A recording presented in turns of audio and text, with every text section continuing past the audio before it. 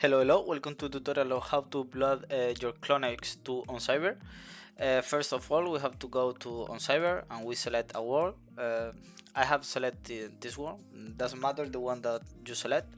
Then we have to log in. I have logged with my MetaMask account. And then we have to go here and select here, that it's for upload.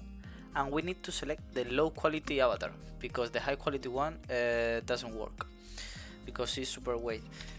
Then we put a scale and we put it a name by Alelo clone.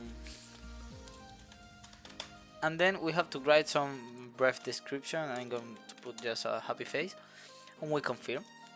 And then we have here with our avatar, as we can see there are some issues with the hair, but that can be easily fixed in Blender. It's just move the hair a little bit backwards. And yeah, we have your Clonex avatar into Oncyber. So this is the tutorial.